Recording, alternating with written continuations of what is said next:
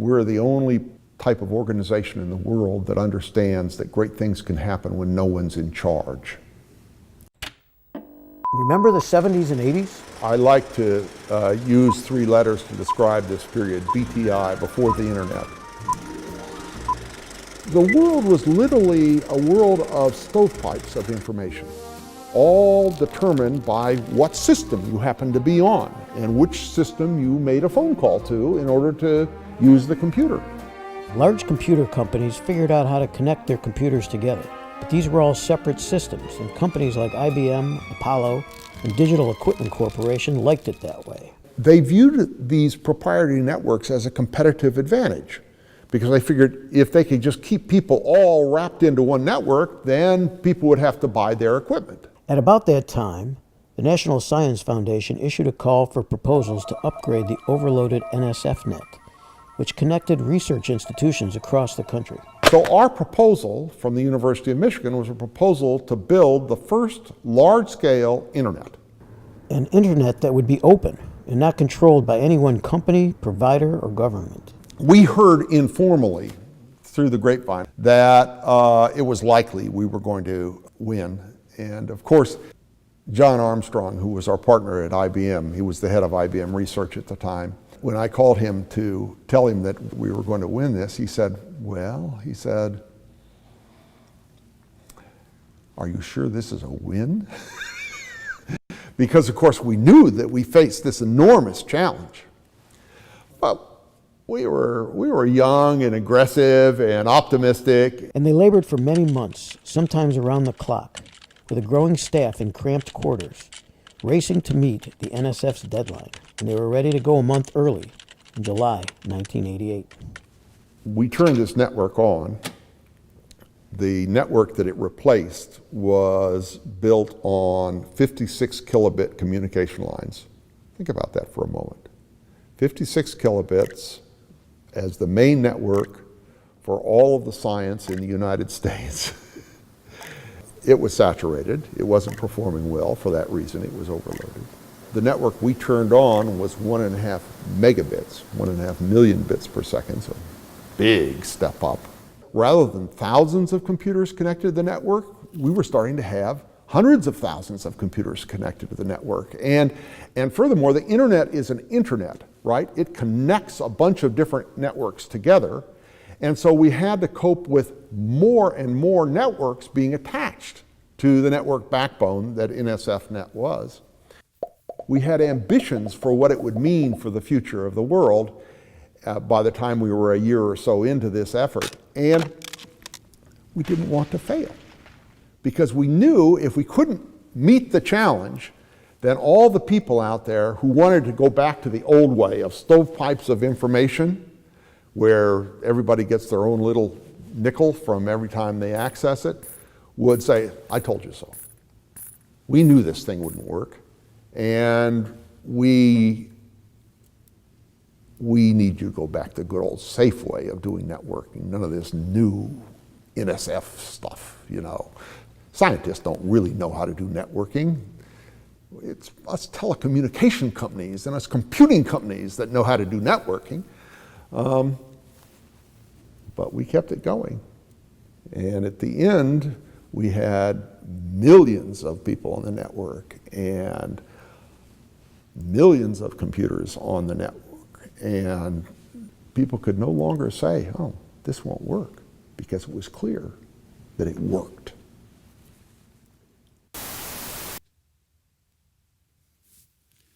Hello and welcome to our Teach Out. We're coming to you right now live from the University of Michigan.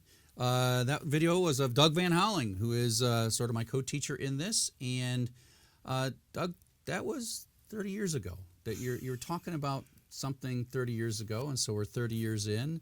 And in this Teach Out, we're going to want to talk about the past 30 years and the next 30 years. When you started this whole thing out, sort of, where were your thoughts? We knew, Chuck, that this was going to be big for science and higher education. We didn't know it was going to be big for the world the way it's turned out to be. Yeah, I mean, it's almost like it was big for the world, and then it almost got bigger, right? I mean, become the world, and that it's its own space. And I couldn't. Certainly, I was a user of your network for many years, and it was so amazing. But the fact that it sort of becomes a world unto itself is I think what's going to really affect the next 30 years the most. I think you're right. I think the thing that we sort of have suddenly found ourselves in is a world that's transformed in much the same way that the airplane transformed the world, but more. Yeah. So let's. So one of the things that we want to do here is we want to involve you, the viewer, as much as possible. We have a little thing here. If you are in the chat in the YouTube, we will see your comments and we'll try to answer them live. We've got some things to talk about, but ultimately you can change our agenda in a moment by just appearing on the YouTube channel. The first thing we've been taking questions from people all along, and so let's queue up our first question from Alex, talking about sort of the socioeconomic benefit of the internet. Hi, my name is Alex Firstnall, and I'm from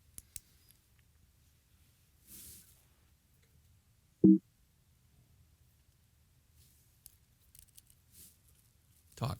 Okay, well, we're experiencing some technical difficulties. Let us know, Steve. Hi, we're my good? name is Okay. Alex Firstnall, and I'm from Farmington Hills, Michigan.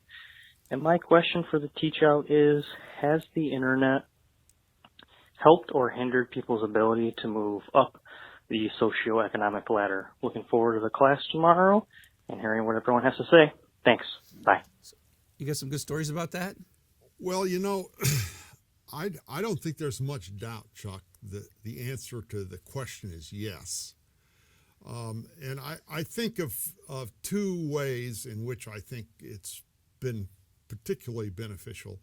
The first is in the less developed world, where the internet has allowed people who have formerly been barely able to survive, subsistence farmers and so on, because of the internet, now to move their product directly to the market without middle people, and it's changed their lives. The second one, of course, is the kind of thing that we're doing right now. I mean, there are now literally millions of people across the world that have access to universities and education they never would have had before. So one of the things that I noticed is the economic expansion of the 90s. So if you go from like 1990 to 2000, all the way through that time period, it seemed like a lot of fun, and the stock market went up really great. But the way I explain that decade to people is that was the decade that the internet began to change commerce and society. And so there was a whole lot of profit being made. But I also think at the same time, there was a lot of negative transformation where some of the middle class jobs were being automated away, and so have you thought about that? Some of the effect of before the internet and after the internet, and what the basic shape of the economy is? Well, there's no question that what the internet did was it created a bunch of new companies, but those new companies disrupted the old way of doing business. Right. And as a society, we are very much coping with those kinds of side effects. There's no question about that. I think it has opened the world up for people who are less than 30 or 40 years old, and it's made things more difficult for people our age. I love the use of the word coping there. I just love the use of the word coping there, because I think some of the things that we're doing in these MOOCs and the teaching is in a sense retrofitting a population to be successful in a new world. So Yes. so it's kind of a meta thing where the internet kind of changed things and moved things around and disrupted things, but the internet may also be the solution to those things. And I think we'll talk a lot about this during our teach out. I'm sure we'll get questions. But in fact, this very rapid change in our society puts a lot of pressure on society. And Yes. we have not yet figured out how to deal with all this change. In fact, the technology is racing ahead faster than our ability to sort of build the institutions, governmental and other, that actually cope with it. And we'll talk a lot about that during the week. That sounds great. Let's go to our next question from our viewers. This one we're going to have to read. Hi, my name is. Zabi and Brian, on the past, present, and future of the internet. We'll probably have to read this one, right? Is it up? Right there. Okay. So Zabi asks, who first invented the internet and how? What is the internet going to look like in the future? Is the internet and digitalization going to be a danger or a threat? And if those involved in the development of the internet had realized the extent to which and the speed at which it would take off, is it likely they would have done something differently? And if so, how? Let's start with the differently part. Would you have done anything differently, Doug? Well, so it's important to say that that the role that I personally played in the development of the internet had to do with taking a technology that was developed to support scientists and link their computers together and take that technology and make it available to people all over the world for their own purposes. So, when the internet started, it was something the Department of Defense used to help computer scientists connect their computers together. There's a lot of rumors about how it was built for atomic bombs, and it was just a research project. Practical tool. Yeah, just a research project. It was also to save money. Yeah, Everybody right. didn't have to get computers. That's right. They didn't know how to buy all these computers. They wanted to share the computers. But then when the National Science Foundation needed to connect their supercomputers together, they said, well, if they did it that way, we can do it that way. And they decided to use the very same networking protocols, the Department of Defense, which at the time was a radical decision because there were a lot of other competing stuff out there that, well, the video you saw talked about that a little bit. But then when we got all of those people from all those universities on the same network, the thing just exploded. It was incredible. And because we need to remember, it was still for science and for universities. The internet wasn't yet in the late 80s available to the general public. But where do you think the knowledge engine of the world is? It's in the higher education and research community. And those people all just started putting all the stuff they knew on the internet. And before long, if you want to know something, where'd you get it? The internet. Absolutely. So And let's then, see. so I think, would we have designed it differently? Well, if we had known about the security issues, we probably would have tried to figure something out about that. But it's a tough trade-off because the benefit of the internet is that it's open. It's available to everyone. And the problem with security is it tends to close things down. And whether or not a secure internet at the beginning would have led to this explosion of knowledge I think it's an interesting question. I'm not sure. Another interesting question is identity, right? Yeah. I mean, you're a person, Yeah. right? But you might be, DVH at UMich, you might be this, you might be crazy Doug guy, the superhero on the weekends. I don't know. But I mean, there's identity is kind of fungible on the internet. So one of the things that we decided back in the early days of the internet is that we wouldn't have a big central governance system, that we would actually try to make this as distributed and simple as possible. Well, if we had insisted that everybody walk up to a window with a driver's license before they could use the internet, it wouldn't have grown the way it did. Yeah, and that's the ultimate problem is that it's always a two-sided. It's always two sides of things. Do you want freedom or do you want sort of control? And I think we're going to touch a lot on those things. Let's see where are we at. Let's go to our next question from Richard Lancaster. Okay, so this one's from the forums just a little bit ago. So the internet was designed and developed in largely different times. Do the fundamental presumptions in design, for example, of openness, need review and overhaul, which is really kind of what we were just talking about, right? Right. So that's a tough one. Well, and it depends on who you ask the question to. Right. Right? So let's just pick two examples. The first example is a government. And the government is busy trying to figure out how to deal with all of the implications of the internet, ranging all the way from terrorists using it to instrument their plans, to financial people engaged in fraud. The government wants to have more control over the internet. Right? They can't figure out quite how to cope with all of this openness and so on. But let's take the other end. You're a guy or a gal, and you've got a business idea. And what you want to do is you want to put your business on the internet. Sort of like Napster was in the early days when music first Right. went on the internet. If there was a committee. Like Facebook was. So If there was a suppose committee- you had to go to the government committee to get permission to put your business on the internet. By the way, it'll be 6 months before we can even talk to you because there's a long line There's of a people. long list. Long line of people want to talk to us. And then the companies that are already on the internet, the Facebooks and the Googles, lobbying. will say to the government, we don't want you to spend a lot of money on that. What's really important is that you make things better for us. And guess who's got more people in Washington, D.C. talking for them? The big companies. Right.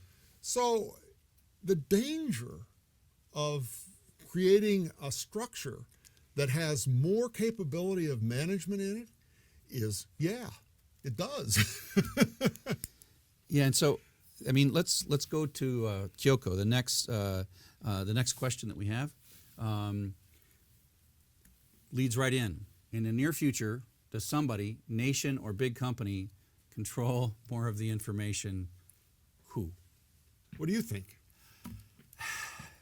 You know, I think it comes down to like who can you trust, right? Who can you trust? It is a heavy responsibility to make decisions that are going to change society.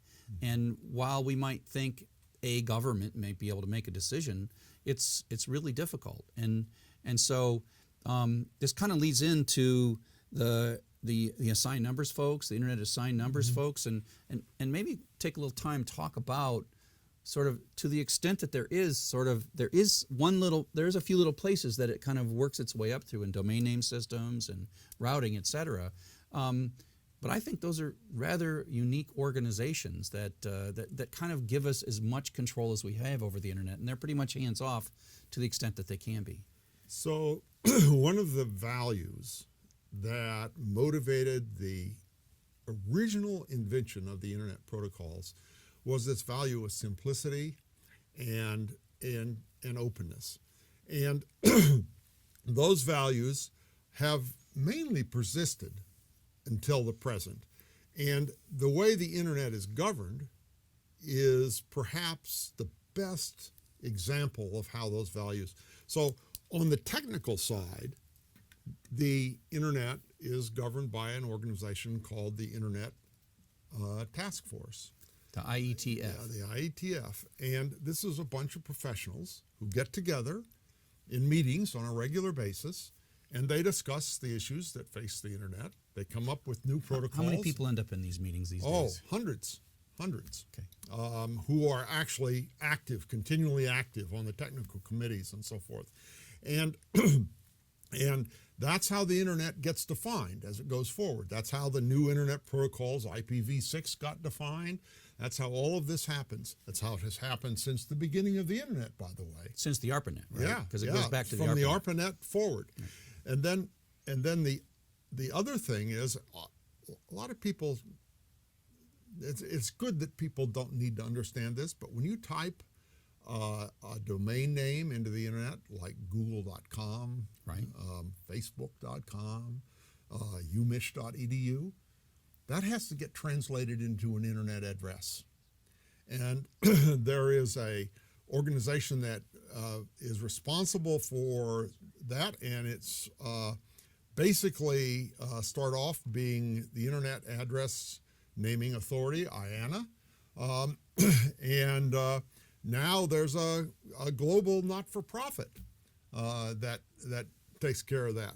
But both of these organizations are non-governmental, not-for-profit organizations that are multinational, which means that no single nation or single company winds up with dominant control over the internet.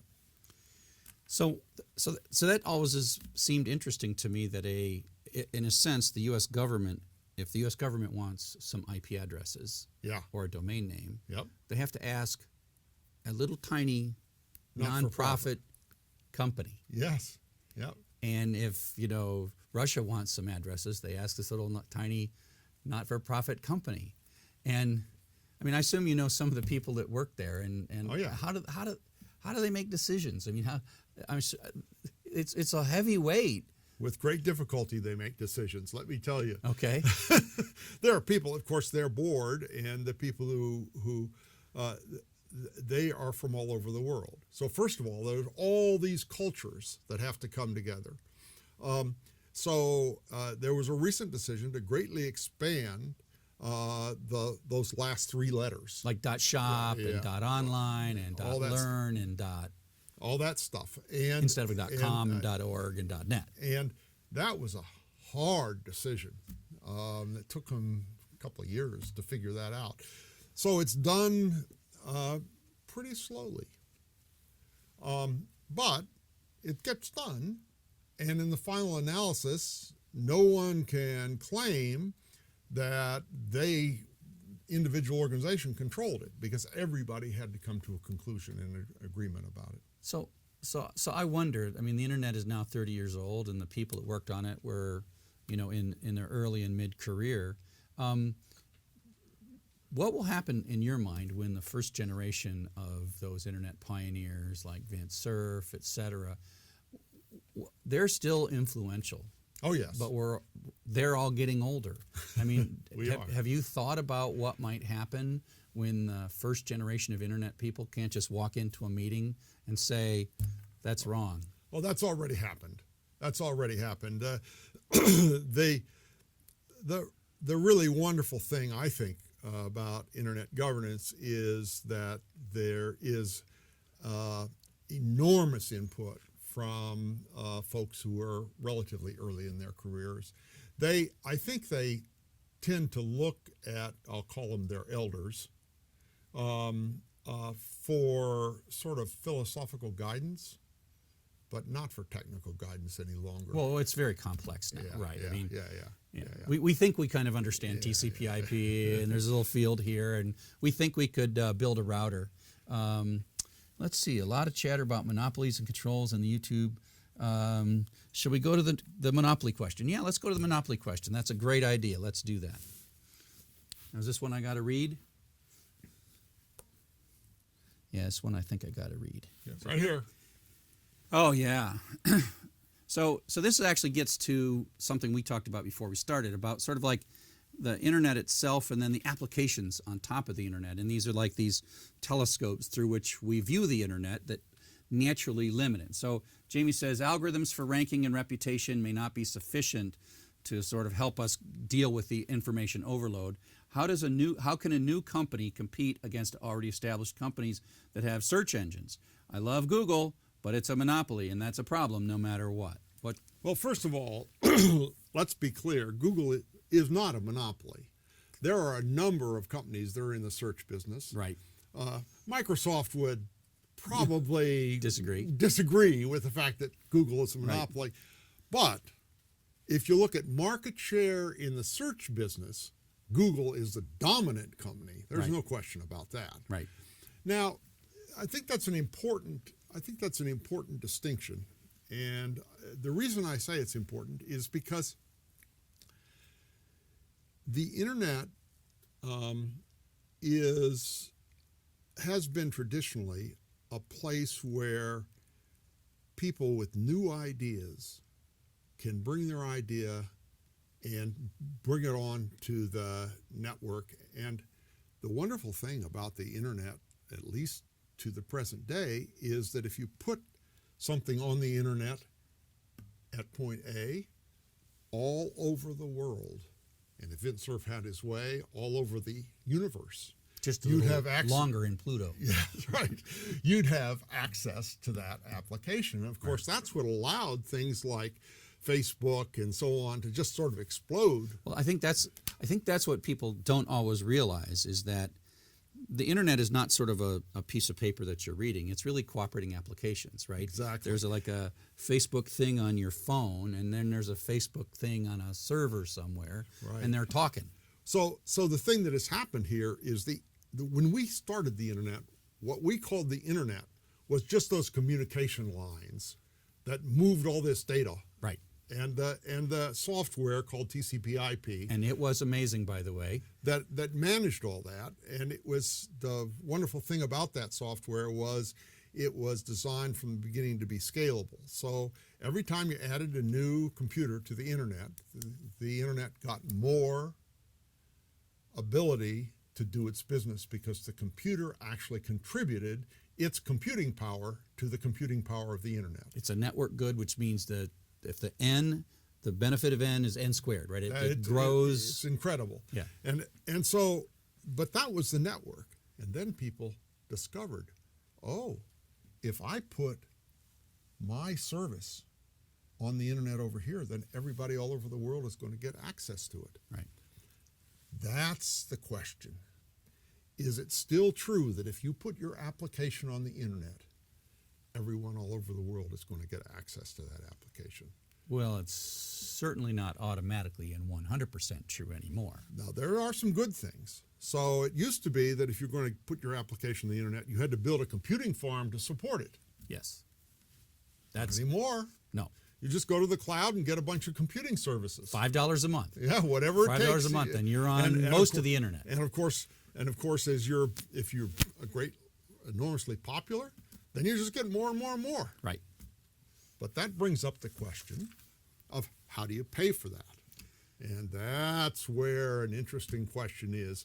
And that's what I think ultimately we need to spend some time talking So we have about. a user question that's really on topic about. Let's go to the Pasquale question on the marketing, because Yep. like dig us right into Exactly. I think one of the hardest problems. Hello everyone, my name is Pasquale Salomone and I would like to share the following question with you.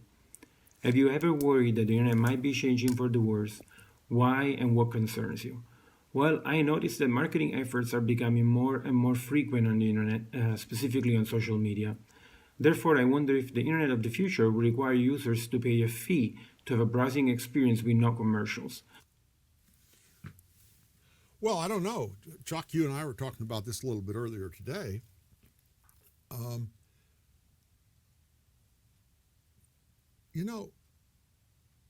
We've become accustomed to these internet services becoming free. Right. Because sitting off the side and across the top are all these commercials. And jumping up in front of you from time to time. Oh yeah, more often than I'd like, Yeah. for sure. Well, would you rather have it that way? Or would you rather pay $5 a month? Or $1 a month? Would you rather have the internet be like magazine subscriptions used to be? Or would you rather have the ads? What would you like? Well, I'll tell you what. This question that we just saw, it made me think about it in a different way. So I've been watching YouTube and it keeps saying, do you want to pay for an ad-free experience? And I'm like, you selfish whatever, right? I mean, why would I do that? I'll just skip them.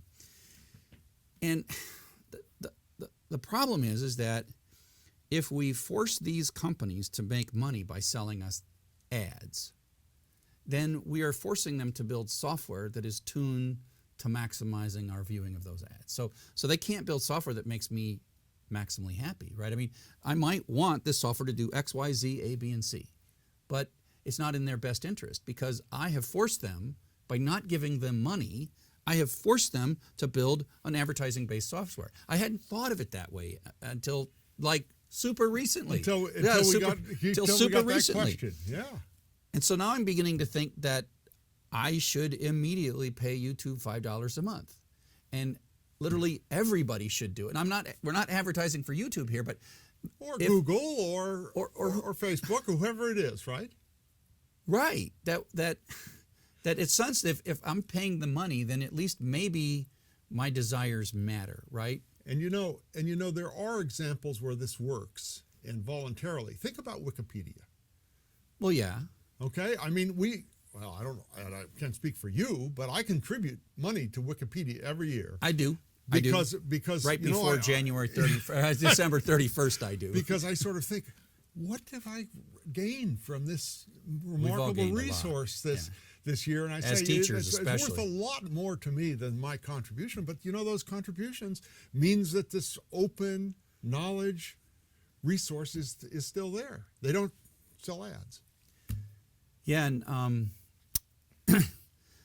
yeah, no, that's really difficult. And the thing that I read the other day that really kind of stuck out at me was that our newspapers, Yeah.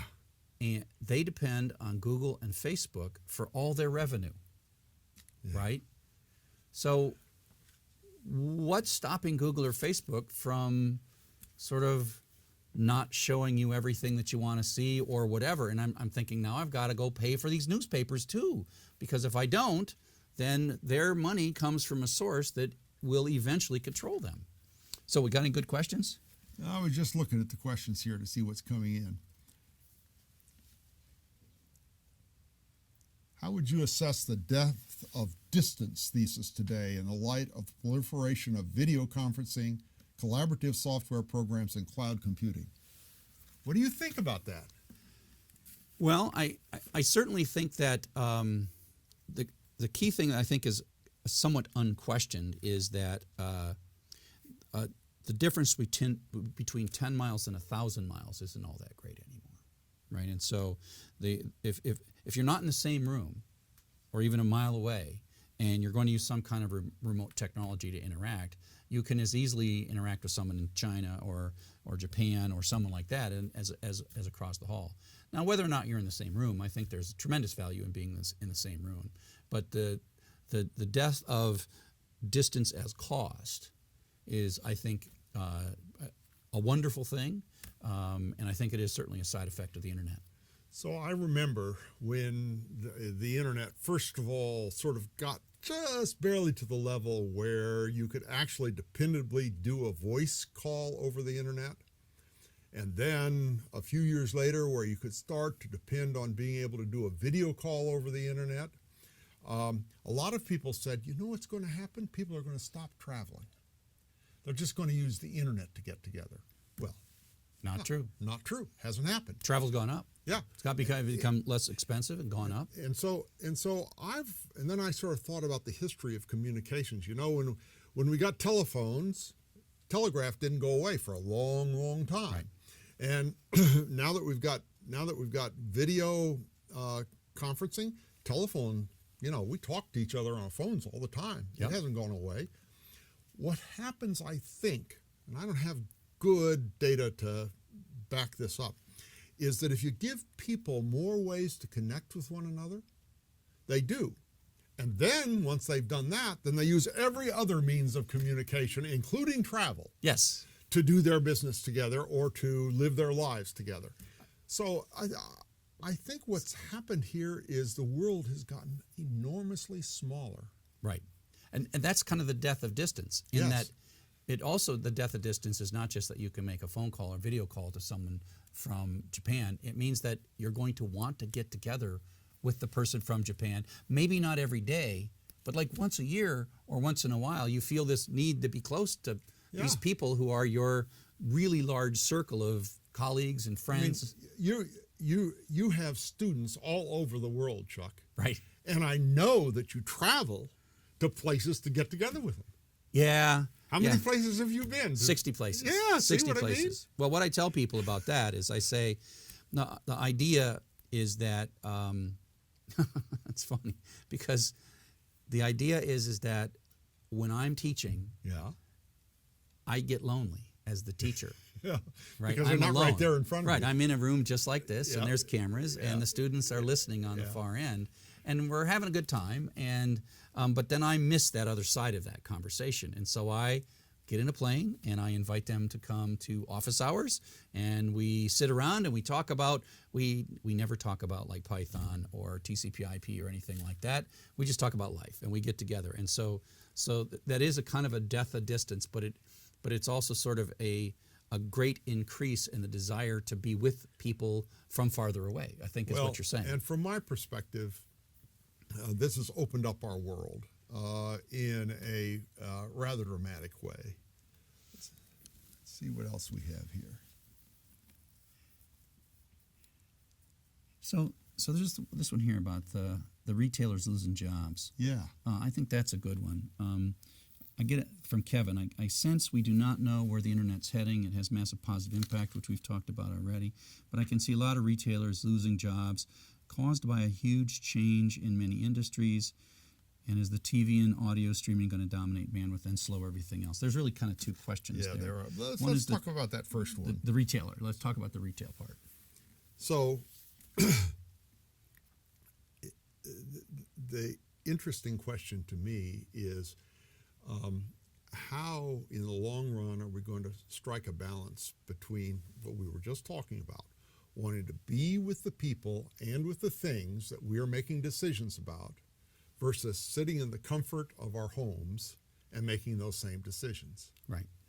And what we've learned so far is it's sort of hard to sell food and clothes unless you're there with them. Now, there's a lot of effort to make that go away, but at least so far that's been true, right? But, of course, then you look at other things like buying a computer or a TV set and so on. You look at the specifications, you decide what you want. You don't really feel that much need to go to a store to get it. I always go to the store because it might be cracked. And Oh, I don't want to okay. return All right. it. Right? That's I mean, interesting. I, That's all my interesting. televisions So I you're- buy in purpose. In person. In person. So have you ever bought a television online? I haven't. So Have you? I have bought. Oh yeah, I've probably bought Like a big one? Oh yeah. Were they cracked? No, Oh, they figured it out, buddy. I guess. Chuck, they figured I guess it- if they all you came know, back as much as they got at stake, they figured out how to deliver those things. so one of the things that so obviously there's all kind of transitions, and like when Walmart shows up in a town, right? The retailers, and so it's not like just online has done this. Do you think that there is some sort of counter effect of the sort of loss of low and mid scale jobs with the fact that everybody can have more stuff because it's cheaper to deliver, it's cheaper to manufacture. In things like shipping, that whole distance has gone away. Shipping from China to the United States is not a big deal anymore. Do you think there's sort of a positive, at least from people can have things that, I mean, how many large TVs do people have in their house now that had little tiny TVs? Or no. Isn't that a benefit somehow? And the internet, I think, had to do with that. Maybe. Okay. Maybe. So it's a dislocation. And some people are benefiting enormously from it, and other people are finding it difficult to realize the way they'd like to live. And I think one of the problems as a society is that we've now got is the internet and the other technologies that go along with it are just pushing things forward so fast. Coping. And Back to this coping thing is a big problem. And I don't think governments have yet figured out how they can react to that. I mean, one way to do it, the way that's easiest for a government, is to sort of try to slow things down, right? Put a tax on it. Yeah, put taxes on things and just in general make it harder to do new things, regulations and taxes and so on. Some of those are needed, of course. But I don't think that's going to be an adequate answer as we go forward in the future. I think we're going to have to understand that these new technologies are going to affect different people differentially, and we're going to have to put in programs to actually equalize some of those problems. I'll pick a non-internet example, which is currently a big controversy, and that's coal and coal mining. You know, so we've got a bunch of people who mine coal who are no longer making a living like they were used to. Coal mining is probably not the best thing for the world. So how do you make those things come together? And governments somehow have to figure that out. And I don't think our governments are moving rapidly enough. I think what they're trying to do is say, oh, that's not really happening. Let's just ignore it. So here I have a different theory on the coal thing. Oh. And that is, my theory is teach all the coal miners Python. And so they can all learn Python, and they can become data scientists, and they can have really good jobs, and their lungs are in better shape, right? And they sit in their beautiful little idyllic towns, and they type Python in. And that means that we've got to get the internet into all those rural towns. Correct. That's indeed. Yeah. Yes, we do. But then there's a problem. Yes, sir. What happens when everybody knows Python, and now there's a glut of Python programmers? I don't have an answer for this. So the point that I made originally is the same point I'd make in answer to your question. This technology change is going to continue to rush forward. Right. And what is today's coal miner is tomorrow's Python programmer, and what comes after that is unknown. And somehow we as a society have to understand how to move better through those transitions. Right. So at some point, just because maybe learning Python doesn't solve all humanity's problems, it doesn't mean that we shouldn't try now, because it's a good thing for now. No. We have to take each step. Right. Yeah. And then we will realize, you can't learn Python when you're 9 years old and then be 70 years old and have worked Python your whole life, because things will have changed. Well, and so this takes us back to the original subject, right? We could have decided, well, this internet thing, it'd be better to have each manufacturer with their own network. It's simpler, doesn't challenge society so much. There won't be such big problems in the future. So we could have decided, and we almost did decide. Yeah, like if we all had DECnet, we would have no social impact whatsoever of the network if we'd have just used DECnet in the very beginning. We almost did decide that we would go with ISO, which was a regulated top-down networking system that was being developed in competition. Some of the high-energy physics people wanted DECnet. They thought that was way better. But the point is, we could have done that, and then we wouldn't have internet today. So one of the interesting questions for all of you who are involved today is, would you have chosen that world? A world that was without the internet? I don't know. We're going to be interested in hearing what you think about that going forward. So let me ask one last question, and then we'll wrap up. And it comes from YouTube, and it's been on here for a while. In your mind, why did we make ARPANET and the internet? Why did the people who made it, who paid for it in the first place, not you and me, that were kind of later consumers of it, but what's your explanation as to why in 1963 or 1965 or whenever it was, that what little germ in someone's mind said, let's make this? There are two answers to that question. The first answer is the people who actually built it, and the second one is the people who paid for it. Let's hear them both. Okay. So the people who built it, it's like Everest, because they could. Yeah. I mean, they had this vision in their minds. Licklider had this vision in his mind of a society that would be tied together with networks and information resources. And it was that vision, and the computer scientists who were part of that vision, that's why it was built by those guys. Now, the federal government, the Department of Defense, looked at that stuff and said, it would be kind of neat if we could have an organization that was built on knowledge that was available everywhere, so we will pay for it. Yeah, it's great that you started with Licklider and the vision, right? Yes. The vision is a social change. It's absolutely a social change, and it's all about knowledge available across the whole world, assisted by information technology. And the end of distance. Yes. And reducing the effect of distance. Exactly. Can we bring our last slide up? Can we bring our last slide up? Because we're at 1:45. That's how long we were scheduled to go. Let's bring our last slide up and talk about what we want folks to do coming up next. We haven't seen it yet. Well, I know. Oh, here comes our last slide. Yes, here we go. Okay, so this is the first of 4 sessions. They're live. We have no idea what's going to happen. We'll have technical difficulties, and people will get nervous and scurry around, and we will fix things, and sometimes we have to do it more than one time. We have a session in Wednesday and Friday at 1 o'clock Eastern Time.